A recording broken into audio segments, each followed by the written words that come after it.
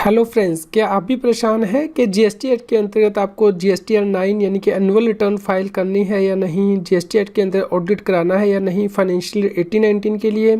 तो आप इस वीडियो को अंत तक देखें, आपके सभी क्वेश्चंस का जवाब इस वीडियो में आपको मिलेगा। टैक्सील.com के यूट्यूब चैनल पर मैं सीए सतबीर सिंह आपका स्वागत करता हूँ। रेगुलर अपडेट के लिए आप हमारे चैनल को सब्सक्राइब करें, नोटिफिकेशन बेल को प्रेस करना ना भूलें ताकि जैसे ही हम कोई नया अपडेट डालें आपके पास इमीडिएटली यह अपडेट पहुंच जाए। फ्रेंड्स, इस न्यूज़ में हम डिस्कस करेंगे कि जीएसटी एक्ट के अंतर्गत एनुअल रिटर्न फाइनेंशियल 18-19 के लिए किस व्यक्ति को फाइल करनी है, किस फॉर्म में फाइल करनी है, लास्ट डेट क्या है जीएसटी के एनुअल रिटर्न को फाइल करने की, किस व्यक्ति को लेट फीस नहीं पे करनी है यदि वो अपनी जीएसटी के एनुअल रिटर्न को लेट फाइल करेगा, और कौन से ऐसे व्यक्ति हैं जिन्हें की लेट फीस भी पे करनी होगी और कितनी लेट फीस पे करनी होगी। फ्रेंड्स, सबसे पहला क्वेश्चन ये है कि जीएसटी के एनुअल रिटर्न फाइनेंशियल 18-19 के लिए किस व्यक्ति को फाइल करनी है।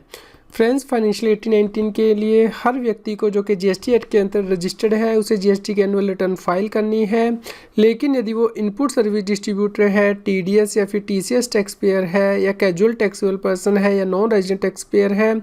उसके लिए जीएसटी के एनुअल रिटर्न को फाइल नहीं करना है। फ्रेंड्स, अब हम स्टडी कर लेते हैं कि रेगुलर टैक्स पेयर को जीएसटी के एनुअल रिटर्न 18-19 के लिए कैसे फाइल करनी है। फ्रेंड्स, इसके लिए टैक्स पेयर को जीएसटीआर 9 फाइल करना है, और यदि उसकी एग्रीगेट एनुअल टर्नओवर 2 करोड़ रुपए से ज़्यादा है तो उसे ऑडिट कराना होता था चार्टर अकाउंटेंट से, कॉस्ट अकाउंटेंट से, और रिकन्सिलेशन स्टेटमेंट जीएसटीआर 9C में फाइल करनी होती थी जीएसटी पोर्टल पर। लेकिन अब 39th जीएसटी काउंसिल मीटिंग में ये एग्जम्पशन दी गई है फाइनेंशियल 18-19 के लिए कि यदि एग्रीगेट एनुअल टर्नओवर 5 करोड़ रुपये से कम है तो जीएसटीआर 9C को फाइल करने की आवश्यकता नहीं है।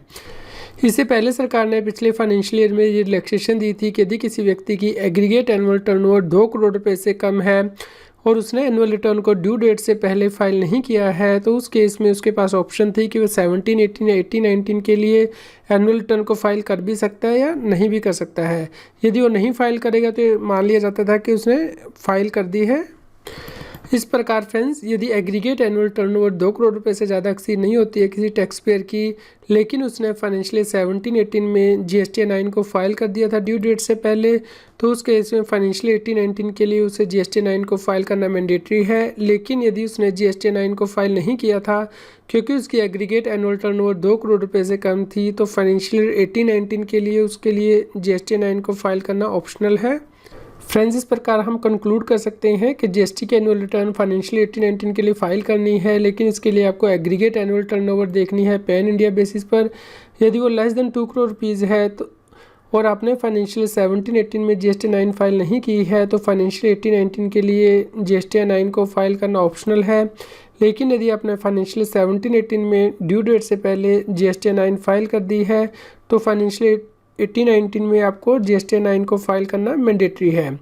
यदि टर्नओवर 2 करोड़ रुपए से लेकर 5 करोड़ रुपए तक है तो आपको जीएसटी 9 ही फाइल करना है मैंडेटरी, जीएसटी 9 से फाइल करने की आवश्यकता नहीं रहेगी। लेकिन यदि टर्नओवर 5 करोड़ रुपए से ज़्यादा है तो उस केस में आपको जीएसटी 9 भी फाइल करना है और जीएसटी 9C भी फाइल करना है,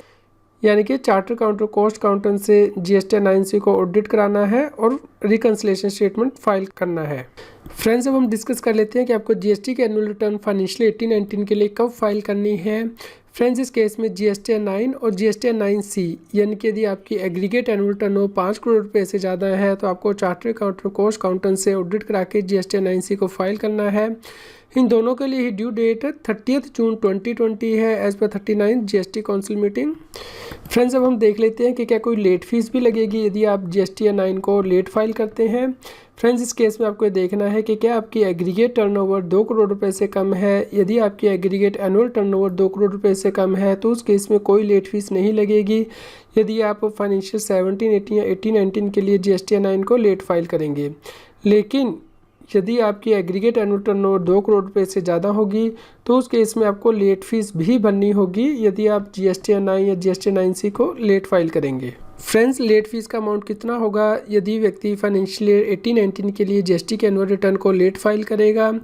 फ्रेंड्स, इस केस में देखा जाएगा कि व्यक्ति ने कितने दिनों का डिले किया है जीएसटी 9 को फाइल करने में, और हर दिन के लिए 200 रुपये की लेट फीस भरनी होगी, यानी कि 100 रुपीज़ जीएसटी एक्ट के अंतर्गत तो 100 रुपीज़ एसजीएसटी एक्ट के अंतर्गत, या फिर 0.5% of the turnover in a state और यूटी, यानी कि 0.25% as per CGST act and 0.25% as per SGST act है। इन दोनों में से जो भी फिगर लोअर होगी वो उसे as a late fees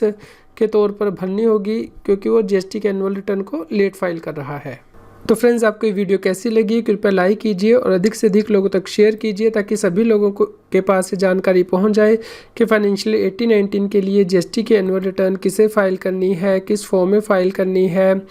last date क्या है एनुअल रिटर्न को फाइल करने की,